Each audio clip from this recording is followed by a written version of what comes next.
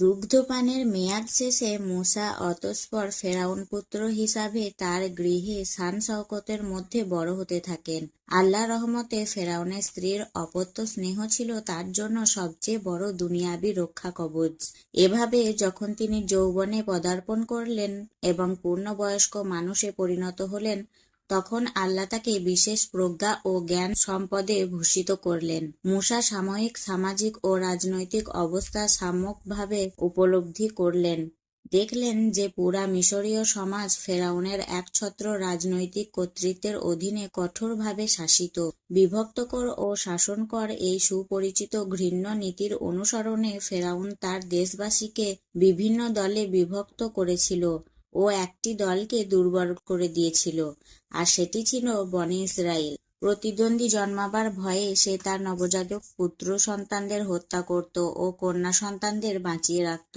এভাবে একদিকে ফেরাউন অহংকারে স্ফীত হয়ে নিজেকে সর্বোচ্চ পালনকর্তা ও সর্বাধিপতি ভেবে সারা দেশে অনর্থ সৃষ্টি করেছিল। এমনকি সে নিজেকে একমাত্র উপাস্য বলতেও লজ্জাবোধ করেননি। অন্যদিকে মজলুম বনী ইসরায়েলের হাহাকার ও দীর্ঘশ্বাসে বাতাস ভারী হয়ে উঠেছিল। অবশেষে আল্লাহ মজলুমদের ডাকে সাড়া দিলেন।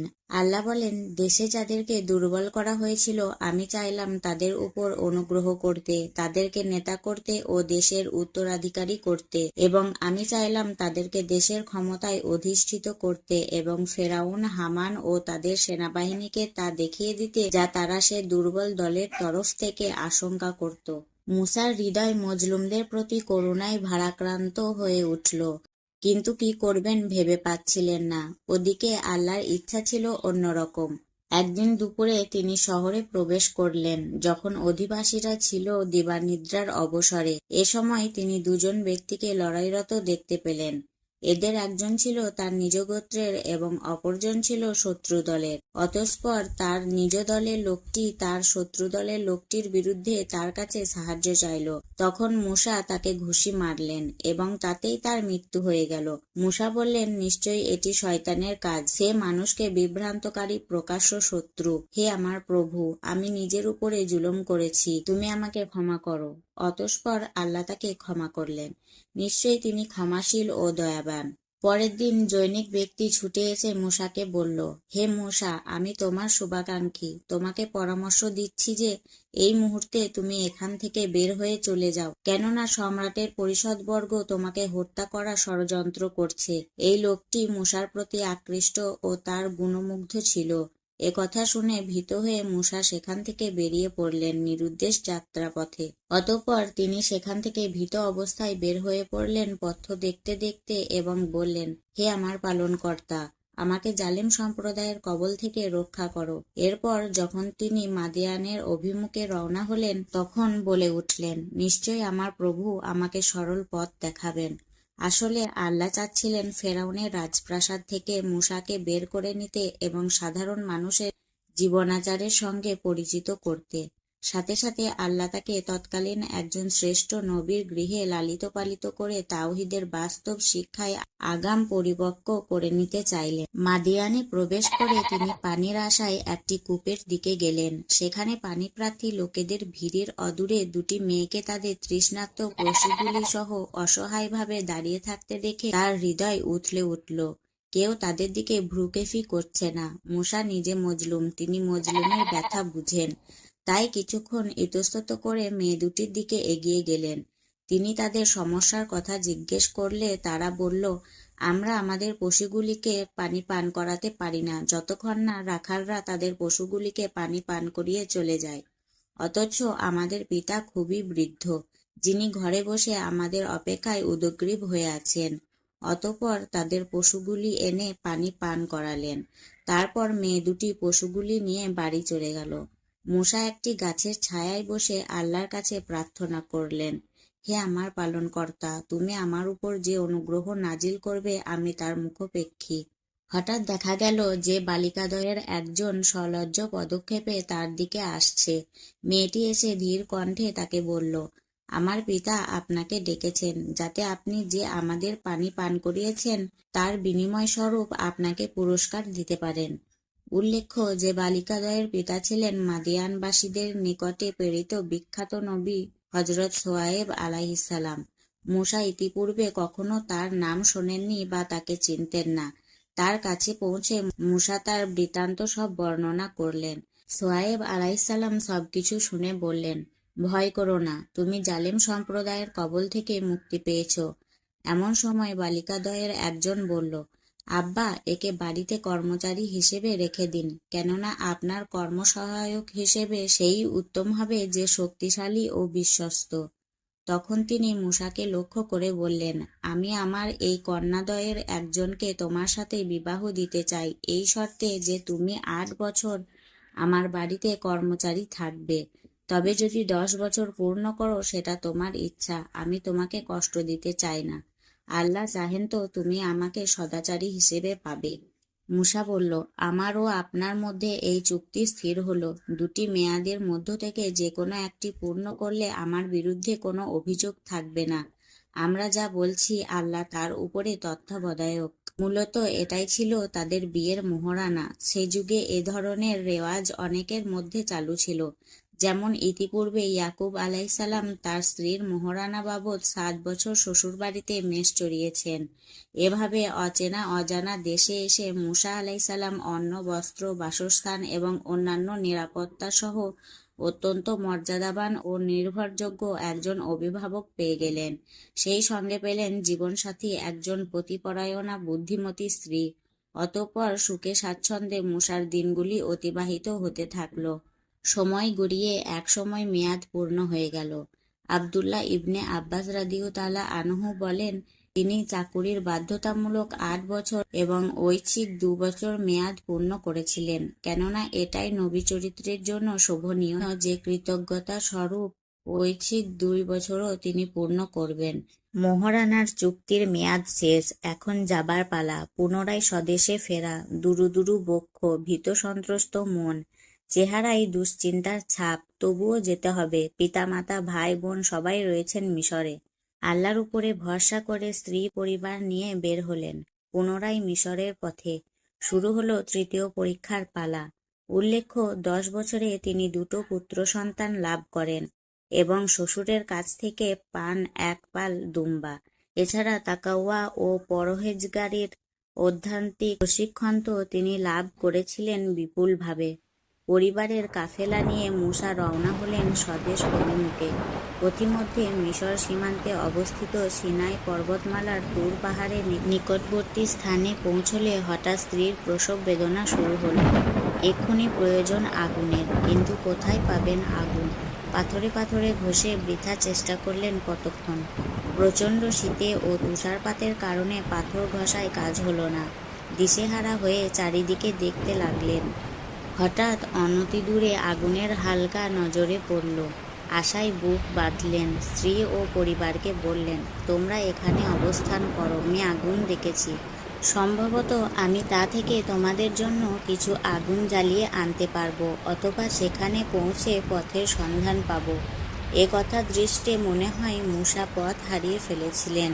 পথিমধ্যে সাম অঞ্চলের শাসকদের পক্ষ থেকে প্রধান সড়কে বিপদাশঙ্কা ছিল, তাই শ্বশুরের উপদেশ মোতাবেক তিনি পরিচিত রাস্তা ছেড়ে অপরিচিত রাস্তায় চলতে গিয়ে মরুভূমির পথে পথ হারিয়ে ডান দিকে চলে তুর পাহাড়ের পশ্চিম প্রান্তে পৌঁছে গেলেন।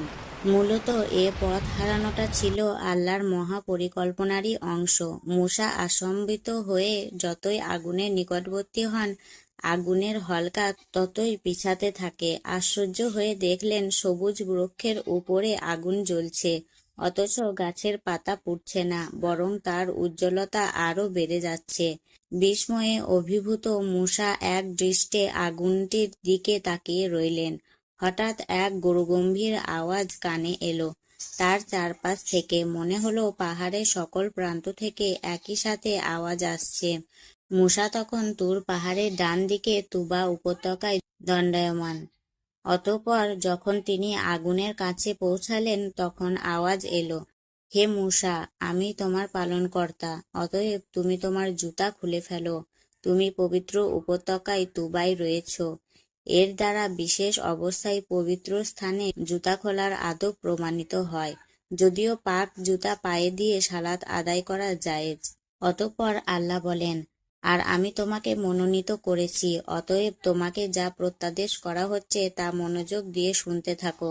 নিশ্চয়ই আমি প্রতিপালক, আমি ব্যতীত কোনো উপাস্য নেই, অতএব আমার ইবাদত করো এবং আমার স্মরণে সালাত কায়েম করো। কিয়ামত অবশ্যই আসবে, আমি তা গোপন রাখতে চাই, যাতে প্রত্যেকে তার কর্মানুযায়ী ফল লাভ করতে পারে।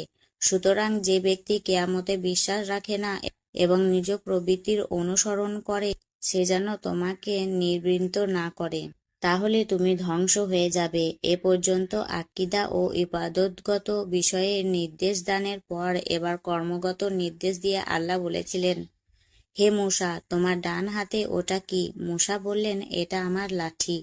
এর উপরে আমি ভর দিই এবং এর দ্বারা আমার ছাগল পালের জন্য গাছের পাতা ঝেড়ে নামাই। তাছাড়া এর দ্বারা আমার অন্যান্য কাজও চলে। আল্লাহ বলেন, হে মূসা, তুমি ওটা ফেলে দাও।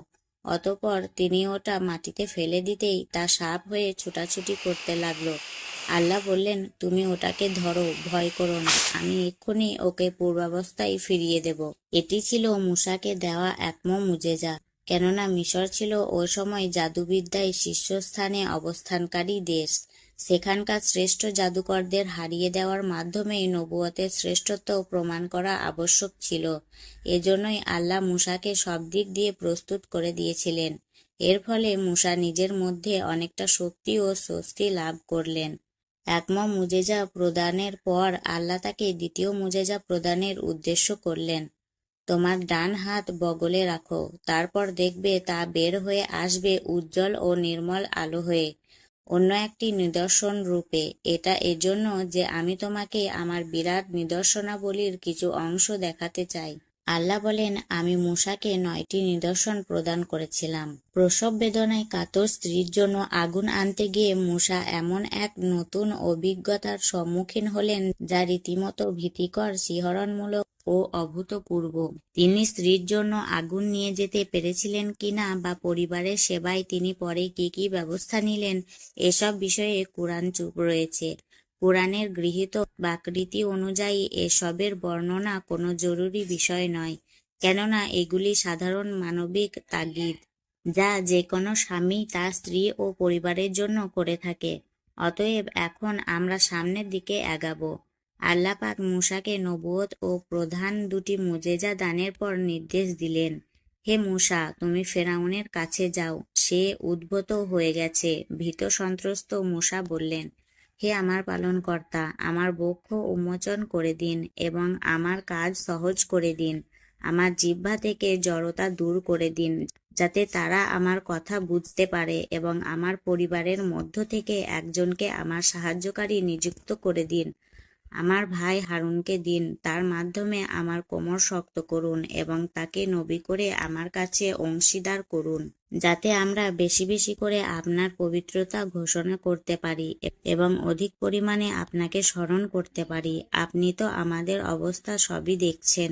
মূসার দীর্ঘ প্রার্থনার জবাবে আল্লাহ বললেন, হে মূসা, তুমি যা যা চেয়েছ সবই তোমাকে দেওয়া হলো, শুধু এবার কেন, আমি তোমার উপরে আরো একবার অনুগ্রহ করেছিলাম। বলেই আল্লাহ মূসাকে তার জন্মের পর নদীতে ভাসিয়ে দেওয়ার ও ফেরাউনের ঘরে লালন পালনের চমকপ্রদ কাহিনী শুনিয়ে দিলেন।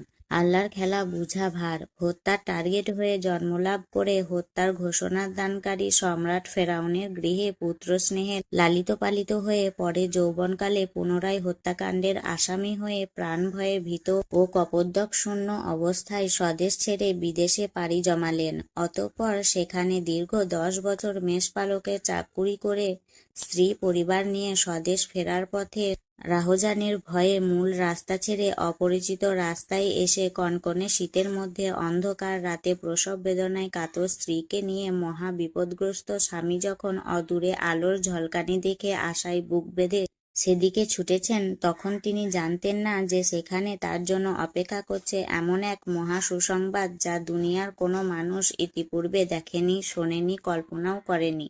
বিশ্ব চরাচরের পালনকর্তা আল্লাহ স্বয়ং স্বকণ্ঠে, সশব্দে ও স্বভাষায় তাকে ডেকে কথা বলবেন। এও কি সম্ভব? শঙ্কিত, শিহরণ পুলকিত মূসা সব কিছু ভুলে পুরা দেহ মন দিয়ে শুনছেন স্বীয় প্রভুর দৈববাণী দেখলেন, তার নূরের তাজাল্লি, চাইলেন প্রাণ ভরে যা চাওয়ার ছিল, পেলেন সাথে সাথে পরিপূর্ণভাবে। এতে বোঝা যায় পারিবারিক সমস্যা ও রাস্তাঘাটের সমস্যা সবই আল্লাহর মেহেরবানিতে সুন্দরভাবে সমাধান হয়ে গিয়েছিল, যা কুরআনে উল্লেখের প্রয়োজন পড়েনি। ওদিকে মূসার প্রার্থনা কবুলের সাথে সাথে আল্লাহ হারুনকে মিশরের ওহীর মাধ্যমে নবুয়ত প্রদান করলেন এবং তাকে মূসার আগমন বার্তা জানিয়ে দিলেন। সেই সঙ্গে মূসাকে সার্বিক সহযোগিতা করার এবং তাকে মিশরের বাইরে এসে অভ্যর্থনা করার নির্দেশ দেওয়া হয়। তিনি বনী ইসরায়েলের নেতৃবৃন্দকে নিয়ে এগিয়ে এসে যথাযথভাবে সে নির্দেশ পালন করেন। অন্যান্য নবীদের পরীক্ষা হয়েছে সাধারণত নবুয়ত লাভের পরে, কিন্তু মূসার পরীক্ষা শুরু হয়েছে তার জন্ম লাভের পর থেকেই। বশতত নবুয়ত প্রাপ্তির পূর্বে ও পরে তার জীবনে বহু পরীক্ষা হয়েছে। যেমন আল্লাহ মূসা আলাইসাল্লামকে শুনিয়ে বললেন, ফেরাউন ও তার পরিষদবর্গের বিরুদ্ধে অলৌকিক লাঠি ও আলোকিত হস্ততালুর দুটি নিদর্শন নিয়ে মূসা আলাইসাল্লাম মিশরে পৌঁছালেন। ফেরাউন ও তার সভাসদবর্গকে আল্লাহ জাহান্নামের দিকে আহ্বানকারী নেতৃবৃন্দ হিসাবে এবং তাদের সম্প্রদায়কে ফাসেক বা পাপাচারী বলে আখ্যায়িত করেছেন। আল্লাহ পাক মূসাকে বললেন, তুমি ও তোমার ভাই আমার নির্দেশনাবলী সহ যাও এবং আমার স্মরণে শৈথিল্য করো না। তোমরা উভয়ে ফেরাউনের কাছে যাও, সে খুব উদ্ধত হয়ে গেছে। তোমরা তার কাছে গিয়ে নম্র ভাষায় কথা বলবে, তাতে হয়তো সে চিন্তা ভাবনা করবে অথবা ভীত হবে। তারা বলল, হে আমাদের পালনকর্তা, আমরা আশঙ্কা করছি যে সে আমাদের উপরে জুলুম করবে কিংবা উত্তেজিত হয়ে উঠবে। আল্লাহ বললেন, তোমরা ভয় করো না, আমি তোমাদের সাথে আছি। আমি তোমাদের সব কথা শুনব ও সব অবস্থা দেখব। আল্লাহর নির্দেশ মতো মূসা ও হারুন ফেরাউন ও তার সভাসদবর্গের নিকটে পৌঁছে গেলেন। অতঃপর মূসা ফেরাউনকে বললেন, হে ফেরাউন, আমি বিশ্বপ্রভুর পক্ষ হতে প্রেরিত রাসূল। আল্লাহর পক্ষ থেকে যে সত্য এসেছে তার ব্যতিক্রম কিছু না বলার ব্যাপারে আমি দৃঢ় চিত্ত। আমি তোমাদের নিকটে তোমাদের পালনকর্তার নিদর্শন নিয়ে আগমন করেছি। অতএব তুমি বনী ইসরাইলগণকে আমার সাথে পাঠিয়ে দাও। মূসার এ দাবি থেকে বোঝা যায় যে ওই সময় বনী ইসরায়েলের উপর ফেরাউনের ও তার সম্প্রদায়ের জুলুম চরম পর্যায়ে পৌঁছেছিল এবং তাদের সঙ্গে আপোষ বসবাসের কোনো রাস্তা ছিল না। ফলে তিনি তাদেরকে সেখান থেকে বের করে আনতে চাইলেন। তবে এটা নিশ্চিত যে মূসা তখনই বনী ইসরায়েলকে নিয়ে বের হয়ে যাননি। এ বিষয়ে আমরা পরে বিস্তারিত বর্ণনা করব। মূসা ফেরাউনকে বললেন, তুমি বনী ইসরায়েলদের উপর নিপীড়িত করো না। আমরা আল্লাহর নিকট থেকে ওহী লাভ করেছি যে যে ব্যক্তি মিথ্যারোপ করে ও মুখ ফিরিয়ে নেয় তার উপরে আল্লাহর আযাব নেমে আসে। এ কথা শুনে ফেরাউন তাচ্ছিল্যের সঙ্গে বলল, মূসা, তোমার পালনকর্তা কে? মূসা বললেন, আমার পালনকর্তা তিনি যিনি প্রত্যেক বস্তুকে তার যোগ্য আকৃতি দান করেছেন, অতঃপর পথ নিদর্শন করেছেন। ফেরাউন বলল, তাহলে অতীত যুগের লোকেদের অবস্থা কি? মূসা বললেন, তাদের খবর আমার প্রভুর কাছে লিখিত আছে। আমার পালনকর্তা ভ্রান্ত হন না এবং বিস্মৃতও হন না। এ কথা বলার পর মূসা আল্লাহর নিদর্শনসমূহ বর্ণনা শুরু করলেন, যাতে ফেরাউন তার যৌক্তিকতা মেনে নিতে বাধ্য হয়। তিনি বললেন, আমার পালনকর্তা তিনি যিনি তোমাদের জন্য পৃথিবীকে বিছানা স্বরূপ বানিয়েছেন এবং তাতে চলার পথসমূহ তৈরি করেছেন। তিনি আকাশ থেকে বৃষ্টি বর্ষণ করেন এবং তা দ্বারা বিভিন্ন প্রকার উদ্ভিদ উৎপন্ন করেন। তোমরা তা আহার করো ও তোমাদের চতুষ্পদ জন্তুসমূহ ছড়িয়ে থাকে। নিশ্চয়ই এতে বিবেকবানদের জন্য নিদর্শনসমূহ রয়েছে।